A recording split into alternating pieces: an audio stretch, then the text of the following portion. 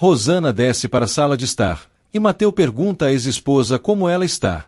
Mateu diz a Rosana que veio visitar o filho. Rosana diz que não deixará Mateu sair com o filho da mansão.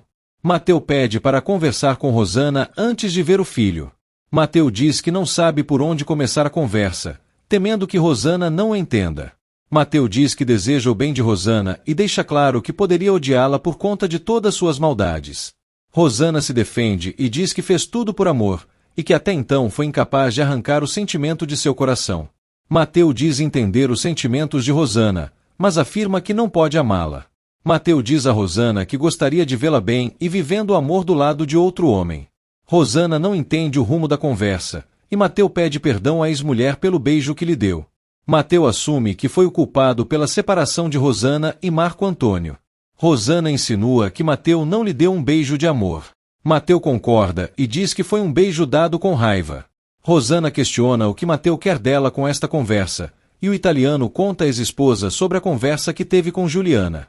Mateu propõe que Rosana converse com Juliana.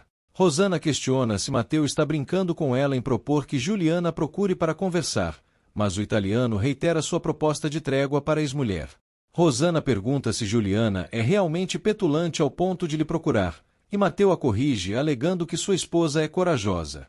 Rosana aceita a proposta de Mateu e pede que ele traga Juliana em sua casa. Rosana diz estar curiosa em saber o que Juliana tem a lhe dizer. Mateu pede para ver seu filho, e Rosana deixa claro ao italiano que o filho é de ambos.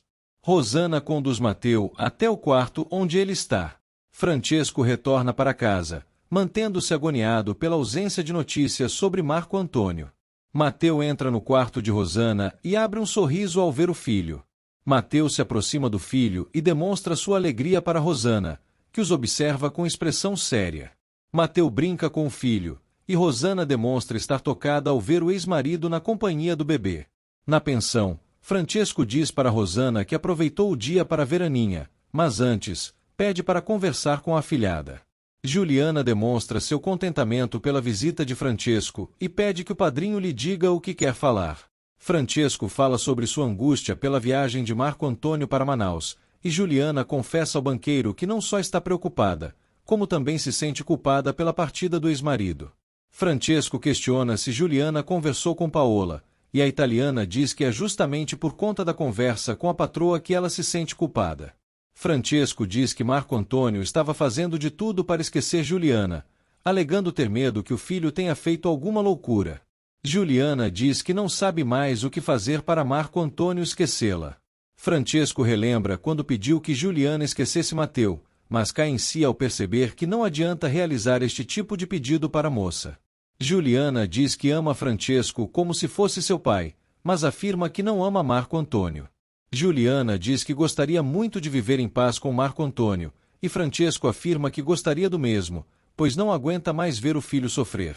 Francesco diz que não está recebendo notícias de Marco Antônio, que também prometeu nunca mais ver Juliana em sua vida.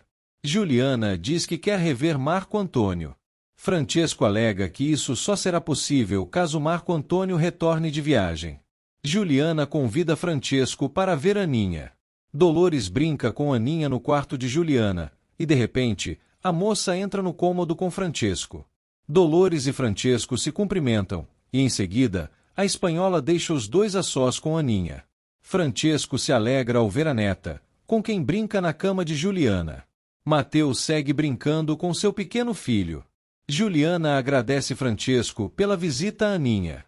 Janete diz a Josué que não está lhe cobrando nada, porém, ele insiste em se explicar. Janete diz que apenas quer saber se na noitada em que Josué esteve haviam mulheres. Josué diz que não havia mulheres, e em seguida, explica que esteve em uma mesa de jogo com outros homens. Josué questiona o espanto de Janete, que diz detestar jogos de aposta. Josué questiona o porquê do pavor de Janete, que diz que seu pai perdeu tudo em partidas de jogo, e que por isso, foi obrigada a se casar com Francesco. Janete pede que Josué não volte a jogar, e ele jura para a amante que não voltará a se envolver em apostas com seus amigos. Rosana e Mateu descem para a sala de estar da mansão. Mateu se despede de Florinda, e em seguida, Rosana o conduz até o portão da mansão. Rosana reitera a Mateu que espera a visita de Juliana, para que elas possam acertar as contas. Mateu se despede de Rosana. Rosana diz a si mesma que não acredita que Mateu poderá trazer Juliana até sua casa. Tizil e José Alceu jogam queimada em uma praça com outros garotos, enquanto Damião assiste e torce pelos meninos.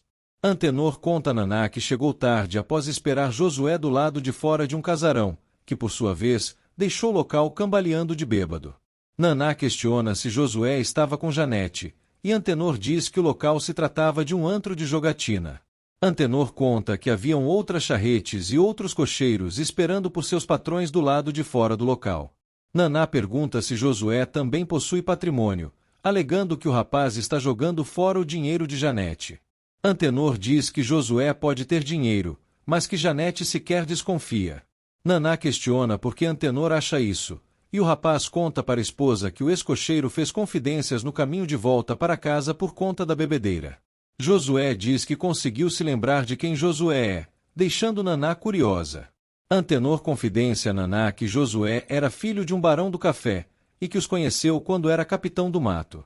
Antenor diz lembrar bem do pai de Josué e do fim trágico que o fazendeiro teve. Naná fica curiosa e pede que Antenor conte que fim teve o pai de Josué. Antenor conta que o pai de Josué cometeu suicídio por causa de uma dívida de jogo.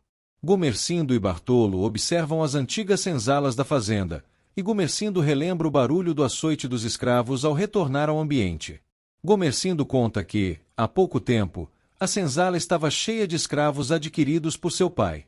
Gumercindo conta a Bartolo como funcionava a aquisição de escravos antes da abolição. Gumercindo conta que os escravos de canelas finas eram mais valiosos por renderem bastante no trabalho braçal.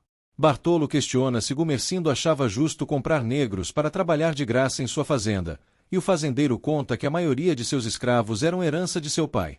Gumercindo admite que chegou a comprar alguns escravos e que não se arrepende disso, já que há pouco tempo o período da escravidão era normalizado. Leonora relembra o dia em que chegou à fazenda de Gumercindo com Bartolo, no qual estava repleta de esperança sobre um futuro melhor. Leonora conta a Matilde que as únicas coisas que se comiam na casa de Gumercindo eram comidas de escravo, e que a culinária italiana acabou encantando os patrões. Leonora comenta com Matilde o modo como Gumercindo gosta do preparo da polenta. Leonora questiona a Matilde se ela não sente saudades de sua família na Itália. Matilde admite sentir saudades da família, mas que não ficará chorando pelos cantos por causa deles. Leonora pergunta o que Matilde fará de sua vida, e ela afirma que dará um jeito como sempre fez para seguir adiante. Matilde admite que gostaria que Maria do Socorro a levasse para trabalhar na mansão em São Paulo, assim como Florinda conseguiu. Leonora defende Florinda e diz que ela é uma moça ajuizada. Matilde insinua que Florinda poderia ser amante de Augusto se quisesse. Leonora repreende Matilde pelo comentário. Bartolo conta a Gumercindo que a história da escravidão não conhecida na Itália, e que se assombrou ao descobrir por Tizil os métodos de tortura pelos quais os negros eram submetidos por descumprirem ordens. Gumercindo conta que proporcionou castigos tortuosos a seus escravos. Bartolo reconhece que Gumercindo sempre foi muito bem quisto pelos empregados e pelos conhecidos dos arredores. Gumercindo diz que os demais fazendeiros enxergam os italianos como escravos também. Gumercindo confidencia a Bartolo que precisa muito de seus empregados italianos, assim como dependia dos escravos antes do período da abolição. Bartolo diz a Gumercindo que não consegue conceber a imagem de pessoas trabalhando de graça e de forma forçada na fazenda como acontecia com os escravos. Gumercindo conta que muitos escravos saiam mais caros para ele do que os trabalhadores italianos. Gumercindo diz que é errado atribuir os méritos da abolição à princesa Isabel, alegando que tudo não passou da reivindicação de direitos dos próprios negros. Gumercindo diz que a princesa Isabel foi pressionada a assinar a Lei Áurea. Bartolo questiona se Gumercindo perdeu seus escravos com a Lei Áurea, mas ele alega que já havia perdido muito antes. Bartolo pergunta a Gumercindo se é verdade que ele gostava de deitar com suas escravas. Gumercindo se ofende e ordena que Bartolo não toque mais no assunto. Gumercindo retorna para Casa Grande com Bartolo. Gumercindo recorda o som do chicote açoitando os escravos e revela que não gosta de pisar na senzala. Francesco retorna para casa após visitar Juliana, permanecendo angustiado pela ausência de Marco Antônio. Francesco toca a campainha da mansão e Damião o atende. Francesco é recebido por Paola, que diz que está contente após ter visitado sua neta. Inês diz que irá pedir para Naná apressar o almoço. Paola questiona Francesco como foi a conversa com Juliana, e o italiano revela que a afilhada está tão preocupada quanto ele. Paola pergunta o que Juliana dirá a Marco Antônio caso ele volte de Manaus. Francesco afirma que Marco Antônio voltará são e salvo de Manaus. Francesco e Paola discutem por conta da viagem de Marco Antônio, que alertou que nunca mais voltaria. Paola questiona se Francesco não acha estranho o silêncio de Marco Antônio, e ele alega que teme pelo pior. Paola afirma que, caso Marco Antônio tenha realmente morrido, eles já teriam recebido notícias. Hortência cuida de sua filha, e Amadeu diz se sentirem um sonho ao ver a esposa cuidando da recém-nascida. Hortência diz que às vezes se sente em um sonho também. Amadeu conta a Hortência sobre o negócio que fechou com Francesco pela compra de novos terrenos.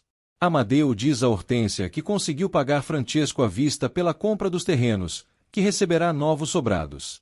Amadeu diz que um dos sobrados será muito especial para ele e Hortência, já que eles irão viver nele.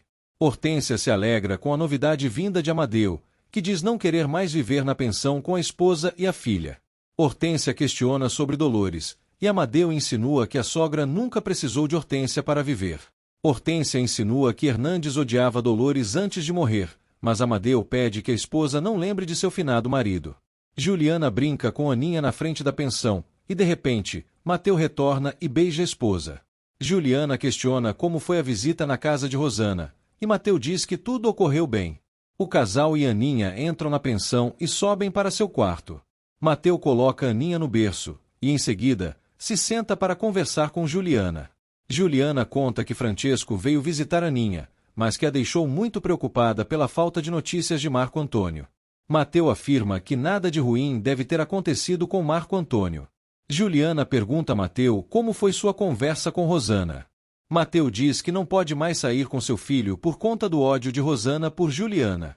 Mateu diz que Rosana aceitou conversar com Juliana, apesar de não ter sido fácil convencê-la. Mateu promete que estará ao lado de Juliana, porém, ela faz questão de conversar com Rosana sozinha. Tizio e José Alceu retornam para a mansão, e ao entrar no local, brincam com Paola e a filha da italiana no jardim. Paola entra no escritório de Francesco, que diz à esposa que está saindo pouco a pouco da ruína. Paola pede que Francesco fale mais sobre sua conversa com Juliana. Francesco conta que Juliana tem muito carinho por Marco Antônio, mas que não o ama. Francesco conta que Juliana se sente muito culpada pela viagem de Marco Antônio. Francesco afirma que Janete tinha um pouco de razão em ser contra o casamento de Juliana com Marco Antônio, alegando se sentir culpado por ter permitido a união dos dois. Rosana encara seu reflexo diante do espelho e recorda a conversa que teve com Mateu. Rosana desce para o primeiro andar e brinca com seu filho e sua sobrinha no jardim, acompanhada de Florinda e de Mariana. Rosana conta a Mariana que não acredita na audácia de Mateu em propor que ela converse com Juliana. Mariana questiona se Rosana aceitou a proposta, e ela afirma que está disposta a recebê-la para arrancar seus olhos. Mariana aconselha Rosana a não receber Juliana caso se porte de maneira agressiva com a rival. Rosana diz que irá receber Juliana com agressividade, prometendo fazer com que a rival se arrependa pelo resto de sua vida pela conversa que terão.